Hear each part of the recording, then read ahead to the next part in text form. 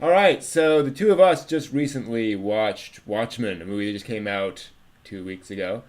I watched it once, Nick watched it twice. I have read Watchmen before a couple of times, and Nick's read a few bits here and there. Very Um, little pages. that's fine.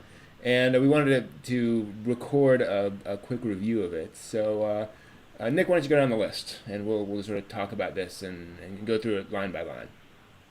Okay, starting with good stuff. Mm, We have writing, and it's pretty solid. I haven't seen, and the part of the problem I have with me reviewing this is going to be that I haven't seen Iron Man, and I haven't mm, seen the new Hulk film, and things like that, so I don't know how it compares to other comic book movies. But when I think of a comic book film, the writing here is a lot better mm. than the other stuff I've seen, Spider Man, and some of the other stuff I've seen, where it's yeah, there was some major cheesiness there.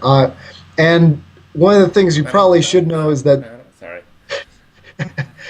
it's very easy to fill in the blank, so to speak, if there's any pause in a sentence, Mm. which ties into this whole, the Watchmen is a parody comic. It's also dramatic, but it first and foremost, I think it is a parody, by and large.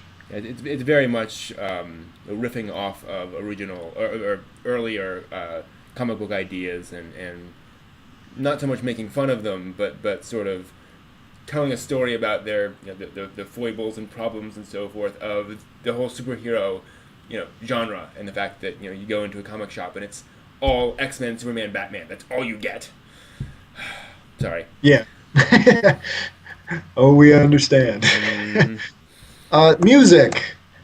I personally liked the music. There was one track that sort of confused me, but I haven't listened to the entire thing. But what was in the film, by and large, was pretty nice, very rock atmosphere ish. and it should be noted that this is not one of those standard sort of symphonic soundtracks. It's a lot of just pop music playing over things, which I agree. I think it worked quite well, and it was kind of nice to see something a little different than the typical boom boom boom boom sort of comic book superhero soundtracks. Yeah, and since this is sort of a commentary on popular culture and things like that, it's very Mm-hmm. fitting that you have things like Bob Dylan, among others, in the soundtrack. My Chemical Romance playing a Bob Dylan. There's a Bob Dylan song and there's a My Chemical Romance Dylan cover in there, which is sort of baffles my mind. But anyway, and one of the biggest things that I have to give this thing credit for is that the ideas and things like that and the associations being made in this film are worth thinking about. I know it's shocking. Mm-hmm. Absolutely blows you away that you can spend, an hour, 2 hours. I wake up in the middle of the night and think about Dr. Manhattan and Mm-hmm. or something like that, where there really is a lot to be explored here. And Mm-hmm.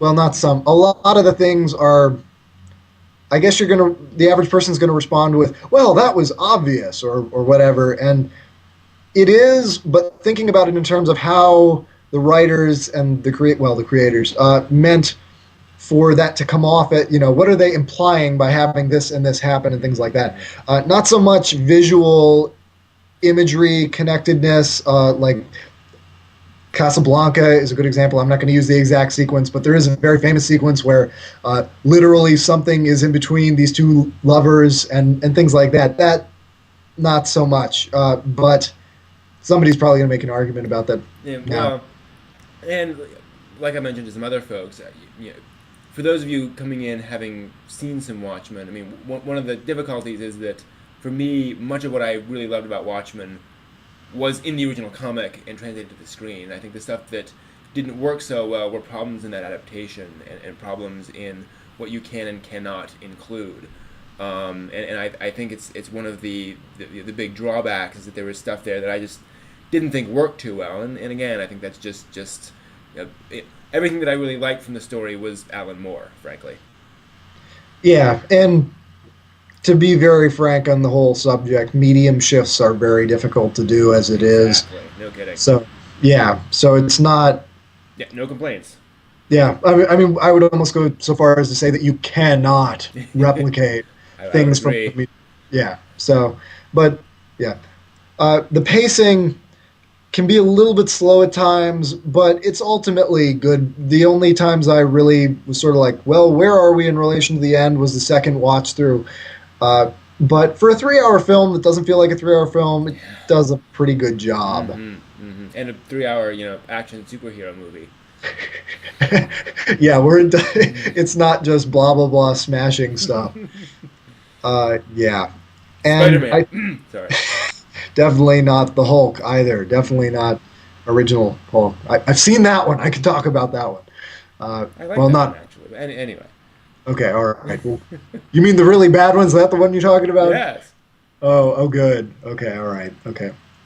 Flame us if you dare. I'm being facetious. And I think the biggest thing that we both agree on here is that this film speaks to an adult audience. And while that does require you to have been, I don't want to say cultured or more couth, but to have some idea of art, poetry, various other things, and apparently that's very present in the comic book. But it really breathes in a lot of extra life when you refract other art within your art. So And it's I really strong. and I think they've done a very good job in this in terms of pulling in other references where, if you don't really listen to the song, you can still gonna enjoy the movie. If you still don't get that reference, it's still gonna work.